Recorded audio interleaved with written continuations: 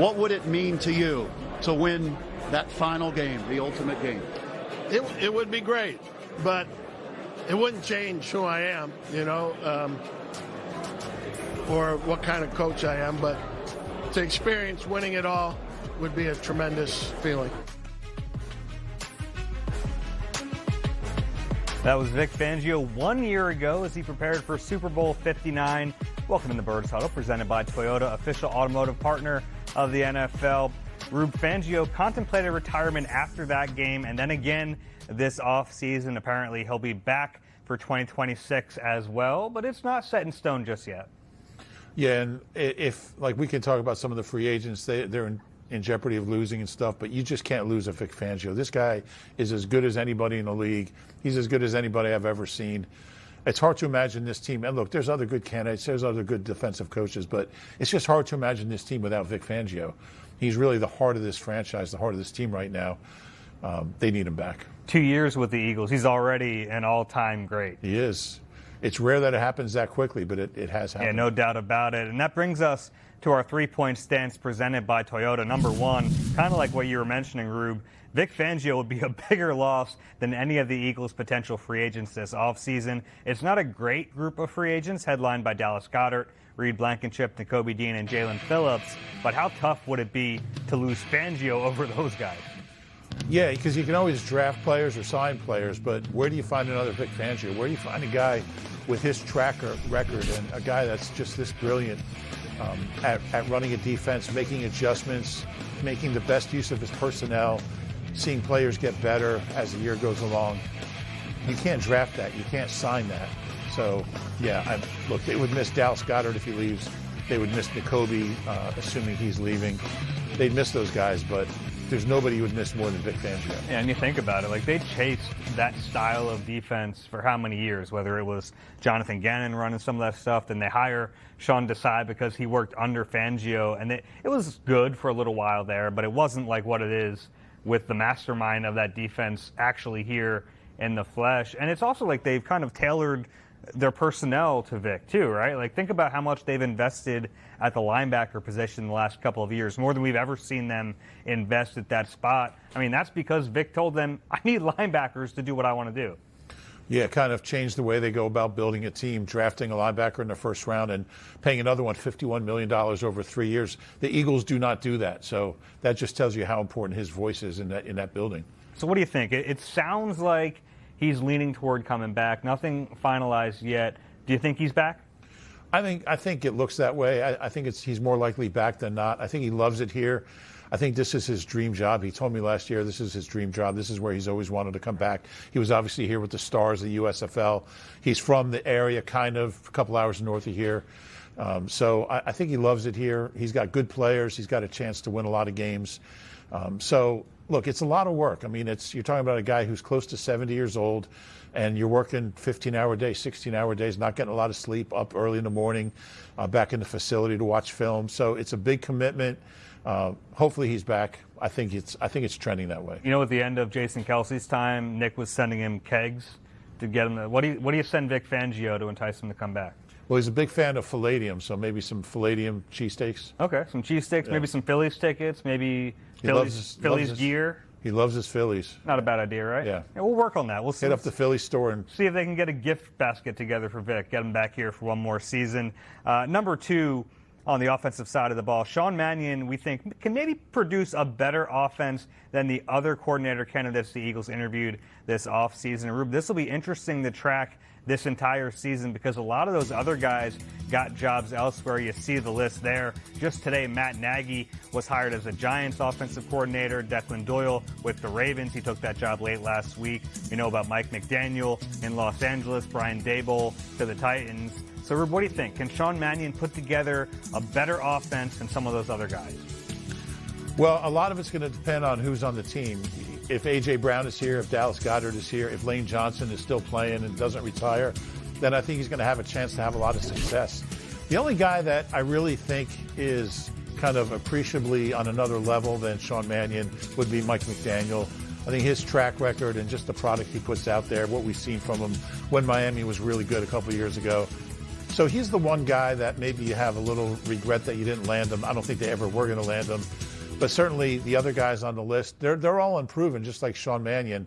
So I think he's got a chance to have one of the better offenses in the league. And, I mean, if he has those guys back, if all those guys are back, then I think they're going to have a pretty good shot at it. Yeah, you're right. So much is dependent on the personnel, and we just don't know all the answers there. But you're right. If they have those guys, this is like a really good group still, a lot of potential, and it is going to be unfair. We're going to judge these guys all year based on the success and failure of their offenses, and a lot of them are in really different type of positions. Yeah, that's true. But I do think if those three guys are here and healthy, and the interior O linemen are healthy, Juergens and Dickerson, and that's a lot to ask. I don't know if that's all going to happen, but if that's the case, I think you have a really talented group here. Yeah, and we're going to look back at these interviews this offseason and kind of wonder, where did Sean Mannion kind of stack up in their pecking order? Who were they really going after? I think you're right. Mike McDaniel was probably at the top of that list because he was like the combination of inventiveness, creativity, but also the track record, the resume. The other guys, yeah, I think at a certain point, the swing at Mannion is just as good as any of those other candidates. Yeah, and you look at like Stefanski and Brian Dable, and I put McDaniel in there. Like, these are offensive geniuses whose offenses have not been great in a couple of years. So there's no lock that if you hired one of them as your OC, that he would all of a sudden have a top 5 offense. Yeah, it's a big swing for Mannion, but I still think I like it. I do too. Yeah. Number 3, the Eagles' offensive staff could have a major overhaul in addition to just Mannion becoming the OC. We know Josh Grizzard is now the passing game coordinator. He was a finalist for the OC job. Rube, do you expect other changes coming to last year's staff? I think so. I think Sean Mannion's going to want to bring in some of his own people. I would expect that a guy like Parks Frazier won't be here. I would expect a guy like Scott Loeffler probably won't be here. I would expect maybe Aaron Moorhead. You have a quarterback coming in, a guy who's been a quarterback in the NFL. I think he's going to look at those passing positions, wide receiver coach, quarterbacks coach, passing game coordinator, which he already has, and move on.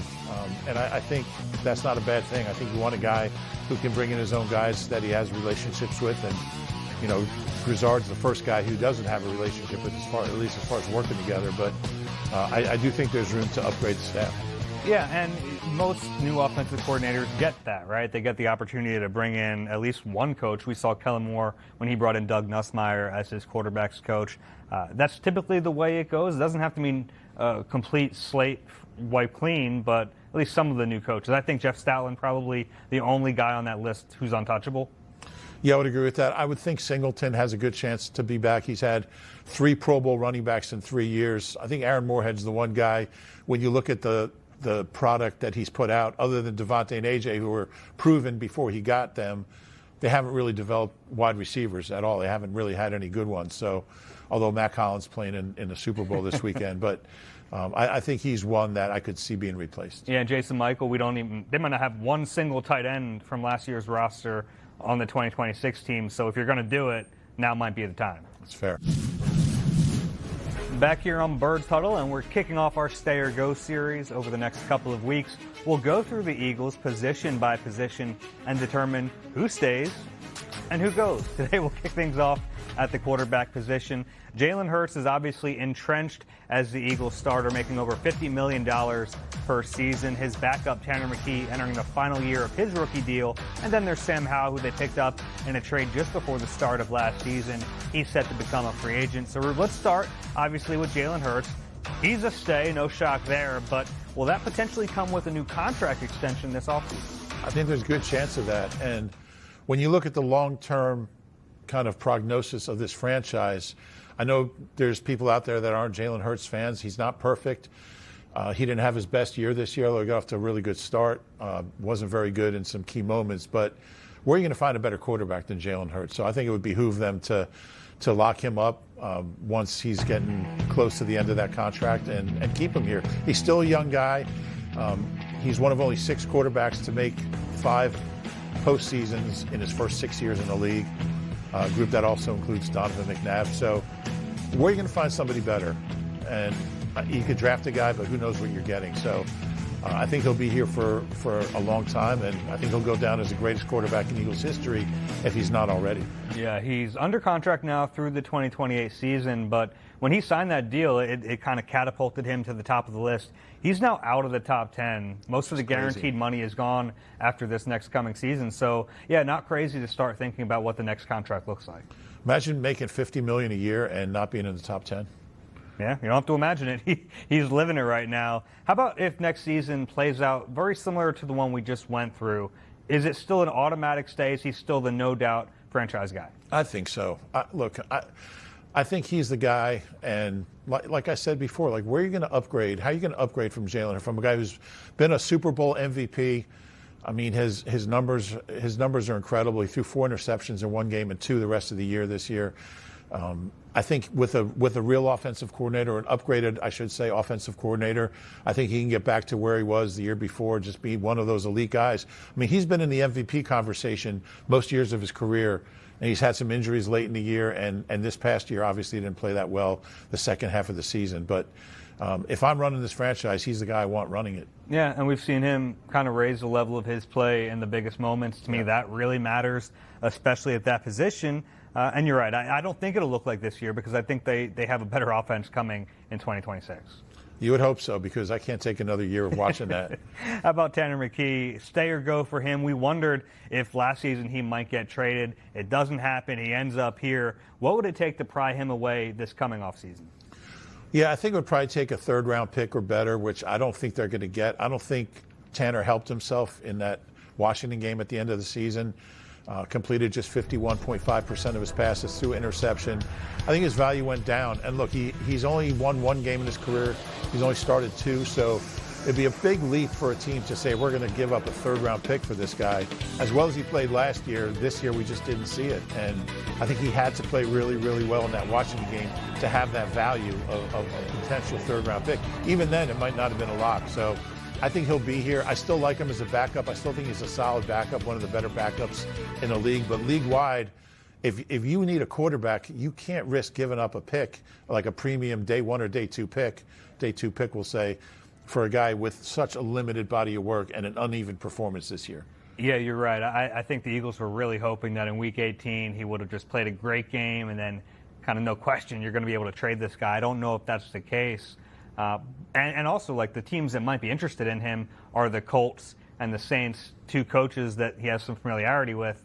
They don't really need quarterbacks right now, but I think eventually he's going to get a chance to compete for a starting job somewhere. Yeah, I would think so, but, there's not a lot of jobs, and he's got to play better when he does get the opportunities. Yeah, there's only 32 of them, I've heard. Is that right? Yeah. I'm going to count him up during the next break. All right. How about Sam Howell? Stay or go on him? Is there a scenario where he's back? He is a free agent this offseason. I think the only scenario he's back is if he's back at 2. If you do trade Tanner, maybe you bring him back if you like what you saw at practice with him. If I'm him, I want to be a starter somewhere, at least compete for a backup. I can't imagine he'd want to be back here as a 3. He's a guy who's been a starter. He had that 1 year in Washington. He was a starter. So the way I figure, if you've been a starter, you don't want to be a 3. So unless they trade Tanner and he's 2, they like him enough to make him 2, I think he'll go elsewhere. Yeah, and I think it's also important to remember that it's going to be a different offense. Like, he has this year under his belt, but under a different offensive coordinator, most likely a different quarterbacks coach, we think. So I think a lot of the value of having him in the building already is kind of lost anyway. Yeah, and I just don't think he's that good. Oh, okay. There's also that. I guess we buried the lead there. I could see them drafting a QB in the later rounds again. Yeah, I think so. They tried with Kyle McCord. It didn't work out. He's already gone, so maybe they try to replenish in the draft.